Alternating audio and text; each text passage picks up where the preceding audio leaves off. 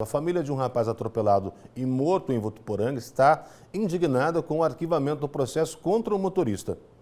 1 ano e 4 meses após a morte de Sadraque Muni Martins, a família e este advogado ainda lutam contra a impunidade. O jovem foi vítima de um atropelamento na Avenida João Gonçalves Leite, em Votuporanga. Uma câmera de segurança flagrou o motorista após o ocorrido. Ele foi até Sadraque, que estava no chão fora do campo de visão da imagem. Em seguida, retornou ao veículo e foi embora. Ele não parou no local, ele se evadiu do local, não tem marcas, inclusive no próprio laudo depois apresentado, não possuía marca de frenagem. A ausência de marca de frenagem e derrapagem indica velocidade excessiva, ausência de reação e tempo de percepção tardio. Como que você vê uma pessoa e não tem qualquer tipo de reação ou percepção tardia?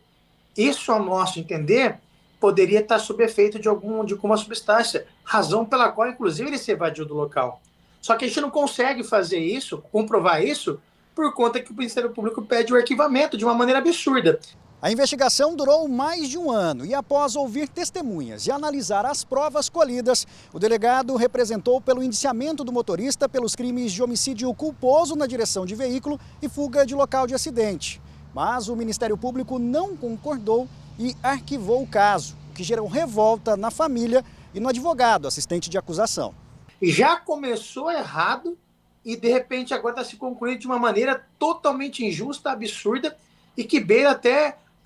eu começo a duvidar se existe justiça nesse país. O caso foi mostrado pelo jornalismo da Record à época. O advogado da família de Sadraque já questionava possíveis falhas que poderiam prejudicar a investigação, como um atraso na instauração do inquérito policial. Houve muita demora da perícia, houve muita demora da conclusão do inquérito policial. O motorista sai do local, não teve bafômetro, não teve investigação, não teve exame de sangue. Sadraque tinha apenas começado a trabalhar como repositor em um supermercado da cidade e voltava para casa após sair para se divertir com amigos, quando foi atingido pelo veículo. Uma pessoa maravilhosa. Não tinha inimizade, não gostava de briga. Ele era um coração gigante. Ele era incrível. Como amigo, como filho, enfim. Ele era brincalhão, sabe? Ele era muito alegre. Não tinha tristeza com o Sadraque. Todo mundo queria estar em volta do Sadraque. Todo mundo queria ser amigo do Sadraque. Ele tinha um coração muito bom. Diante do arquivamento, o assistente de acusação deve recorrer ao Tribunal de Justiça de São Paulo para reverter a decisão. O fato de quem causou o atropelamento ser filho de um perito aposentado da Polícia Civil, isso dificulta um pouco o trabalho nosso de querer fazer justiça pela família. Era muito inteligente. O pessoal gostava muito dele, não tinha nem de pequeno a velho, amava ele. Ele era meu companheirão, ele era minha luz, meu anjo. Bom, eu prefiro não acreditar em corporativismo, né? Mas muita coincidência, né? O filho de uma pessoa que atuava como perito criminal, de repente, né?